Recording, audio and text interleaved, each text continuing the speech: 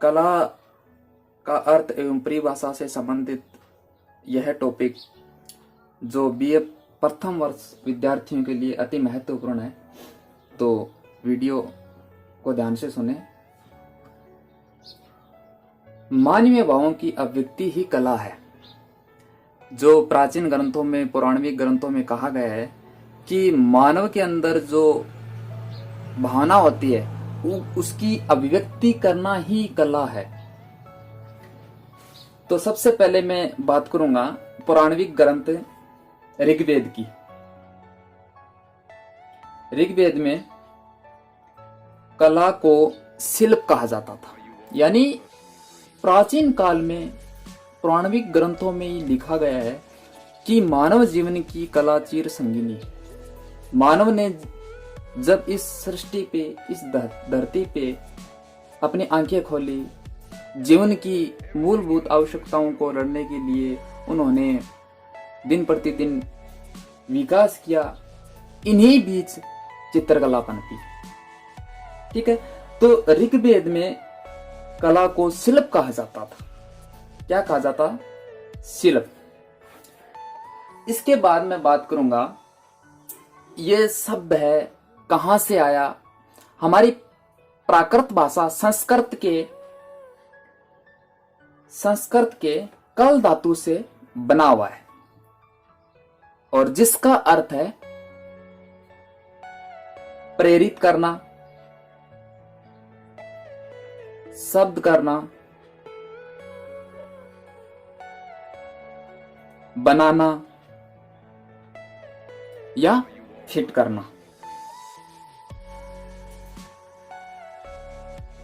ये बात हो गई प्राचीन ग्रंथों की। अब इसके बाद में प्रथम शताब्दी में भरत मुनि द्वारा लिखा गया एक ग्रंथ था, नाट्यशास्त्र।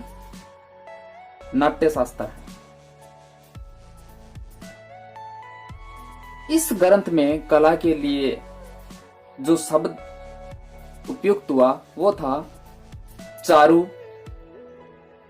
और कारु, यानी दो भागों में कला का शिल्प का विखंडन हुआ। चारु तो उसको बोला जाता था जो सौंदर्य से संबंधित थी, यानी सुंदरता, और कारु उसको बोला जाता था जो दैनिक जीवन में उपयोगी वस्तुओं से संबंधित थी। उसको बोलते थे उपयोगी कला। ठीक है, यानी नाट्यशास्त्र जो भरत मुनि द्वारा लिखा गया ग्रंथ था उसमें कला को प्रथम शताब्दी में चारु और कारु नाम से संबोधित किया। चारु का अर्थ होता है सौंदर्य और कारु का अर्थ होता है उपयोगी। ठीक है, अब बात करते हैं यूनान की कला के बारे में। जैसे यूनान में कला को टेकने या टेक्निक बोला जाता था। भारत में क्या बोला जाता था? शिल्प या कला। यूनान में वैसे टेकने या टेक्निक बोला जाता था। और ये शब्द जो यूनान की लैटिन भाषा थी आर्स या आर्टम, उससे लिया गया है और इसका अंग्रेजी में रूपांतरण लगभग 13वीं शताब्दी में हुआ और इसको आर्ट बोला जाने लगा। ठीक है, यूनान में इसको टेक्निक बोलते थे या टेक्ने बोलते थे। ये आर्स भाषा का है। ठीक है, और 13वीं शताब्दी में इसको अंग्रेजी में आर्ट बोला जाता था, जिसका अर्थ होता था बनाना या फिट करना। ये तो बात हो गई कला के बारे में। अब जो भारतीय दार्शनिक थे, जैसे रविंद्रनाथ टैगोर है, मैथिली शरण गुप्त है, असित कुमार हलदार है, डॉक्टर श्याम सुंदर दास है, हरिवंश राय बच्चन है, जो ये दार्शनिक थे जो कला के बारे में इनकी क्या राय है। और जो यूरोपियन दार्शनिक थे, कवि शैल्य, सिगमंड फ्रायड, प्लेटो, हिंगेल, इनकी क्या राय थी कला के बारे में? तो बात करते हैं भारतीय दार्शनिकों के द्वारा। भारतीय दार्शनिक, सबसे पहले मैं बात करूंगा रविंद्रनाथ टैगोर की। रविंद्रनाथ टैगोर की बात करूंगा। रविंद्रनाथ टैगोर ने कहा था कला सत्यम शिवम सुंदर है। कला सत्यम शिवम सुंदर है। कहने का मतलब था कि जो सत्य है, जो सुंदर है, वही कला है। अब मैं बात करूंगा 2 नंबर असित कुमार हलदार की, जो बंगाल स्कूल के प्रसिद्ध चित्रकार हुए और इनके जो गुरु थे, जो बंगाल स्कूल के प्रेरणा स्रोत थे, अवनींद्रनाथ टैगोर, इनके प्रिय शिष्य रहे हैं ये असित कुमार हलदार। असित कुमार हलदार, इन्होंने क्या कहा? इन्होंने कहा कि कला मानव का सात्विक गुण है। कला मानव का सात्विक गुण है। चलो आगे बात करते हैं।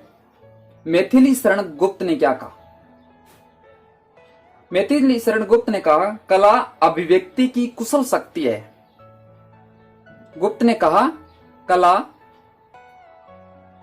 अभिव्यक्ति की कुशल शक्ति है। यानी मानव द्वारा जो भावनाओं की अभिव्यक्ति है, जो किसी तल के माध्यम से कहता है, वही उसकी कुशल शक्ति है। ये तो रहे भारतीय दार्शनिक। अब मैं बात करूंगा जो यूनानी दार्शनिक थे, पाश्चात्यकालीन दार्शनिक थे, उनके बारे में क्या राय है कला की। तो सबसे पहले मैं बात करूंगा कवि शैल्य की। कवि शैल्य, इन्होंने कहा कला कल्पना की अभिव्यक्ति है। कला कल्पना की अभिव्यक्ति है। ठीक है। 2 नंबर टॉल्स्टॉय। टॉल्स्टॉय ने क्या कहा? कला एक मानवीय चेष्टा है। कला एक मानवीय चेष्टा है जिसमें एक मनुष्य अपनी अनुभूतियों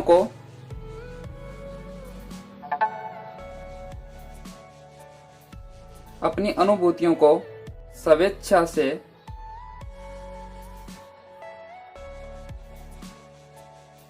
कुछ संकेतों द्वारा दूसरों पर प्रकट करे, वही कला है। अब बात करते हैं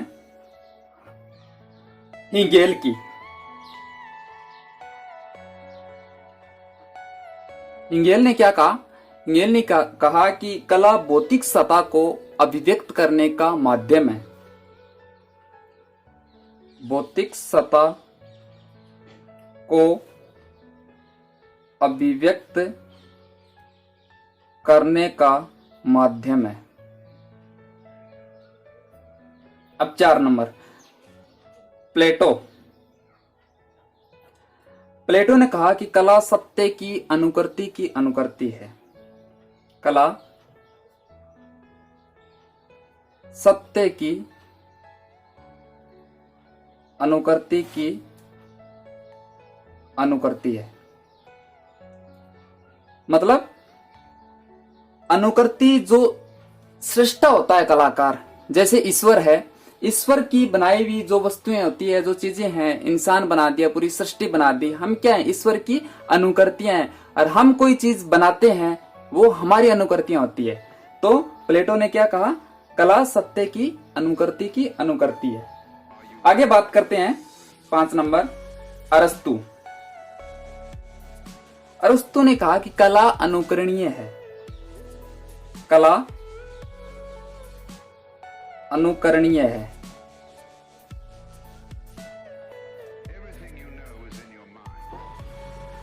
अब बात करते हैं हर्बर्ट रीड के अनुसार।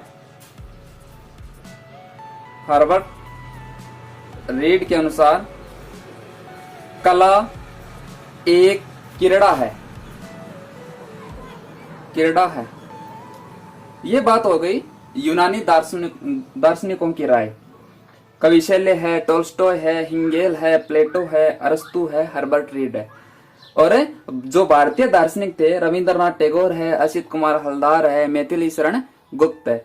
जो ये महान दार्शनिक हुए, इन्होंने कला के बारे में ये राय बताई है। अब मैं बात करूंगा कला एवं शिल्प शब्द का विभाजन कब हुआ। कला एवं शिल्प शब्द का विभाजन है वो 18वीं शताब्दी में किया सौंदर्य शास्त्रियों ने। किस शताब्दी में? 18वीं शताब्दी में। 18वीं शताब्दी में उपयोगी कला और ललित कला के रूप में किया। ठीक है, इसको और नाम से भी जानते हैं, मेजर आर्ट है, मेजर आर्ट है, और उपयोगी कला को बोलते हैं माइनर आर्ट। माइनर आर्ट 18वीं शताब्दी में सौंदर्य शास्त्रों द्वारा विभाजन की गई कला थी उपयोगी कला यानी माइनर आर्ट, ललित कला यानी फाइन आर्ट, मेजर आर्ट। ठीक है, इसको बोलते हैं अप्लाइड आर्ट और ये फाइन आर्ट। अंग्रेजी में क्या बोलते हैं इसको? फाइन आर्ट, और इसको बोलते हैं अप्लाइड आर्ट। ठीक है, अब बात करते हैं उपयोगी कला में कौन कौन सी वस्तुएं आती है और ललित कला में कौन कौन सी वस्तुएं आती हैं। यानी ललित कलाएं वो कितने प्रकार की है और उपयोगी कलाएं वो कौन कौन सी है, ये बताऊंगा मैं आपको। ललित कला के बारे में बात कर लेता हूं। ललित कला 5 प्रकार की है। ठीक है, और ललित कला जो सुंदर वस्तु होती है, सुंदरता को अभिव्यक्त करने वाली कला को ललित कला बोलते हैं। ठीक है, किसको बोलते हैं? सुंदरता को अभिव्यक्त करने वाली कला को ललित कला बोलते हैं। अब देखते हैं ललित कला में कौन कौन सी कलाएं आती है। 1 नंबर है चित्रकला, 2 नंबर है मूर्ति कला,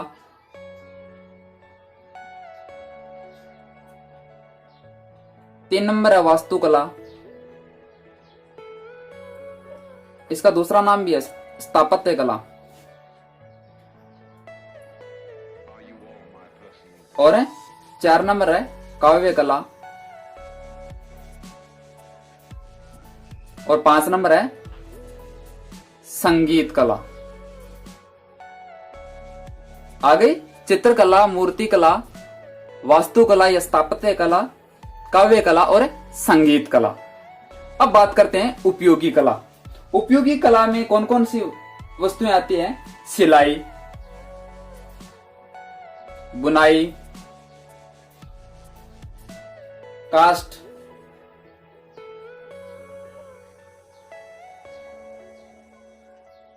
ईटीसी आदि।